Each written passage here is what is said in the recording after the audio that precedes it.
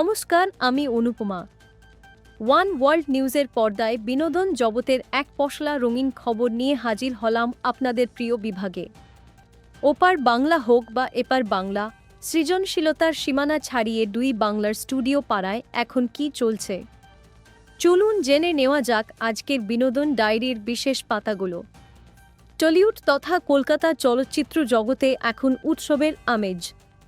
গোয়েন্দা প্রেমী দর্শকদের জন্য দারুণ খবর, আগামী 14 মে বড় পর্দায় মুক্তি পেতে চলেছে বহু প্রতীক্ষিত ছবি সপ্তডিঙার গুপ্তধন।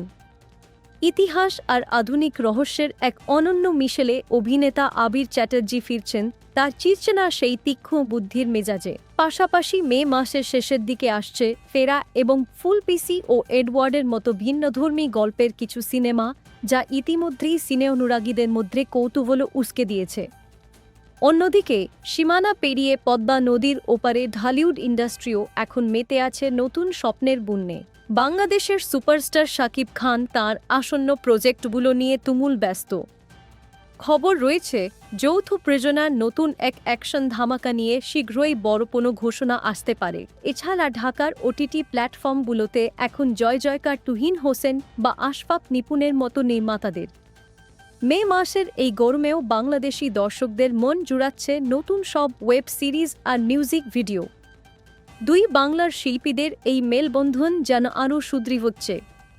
সিনেমা হলের বাইরেও বিনোদন জগৎ এখন সরগরম।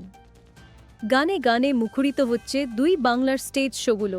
ওপার বাংলার কোক স্টুডিও বাংলার নতুন সিজন নিয়ে জল্পনা তুঙ্গে, যেখানে আবারও শোনা যেতে পারে দুই বাংলার লোকসঙ্গীতের আধুনিক ফিউশন। এদিকে কলকাতায় শুরু হতে চলেছে আন্তর্জাতিক মানের এক শর্ট ফিল্ম ফেস্টিভ্যাল, যেখানে বাংলাদেশ থেকেও বেশ কিছু মানসম্মত ছবি প্রদর্শিত হবে বলে জানা গেছে।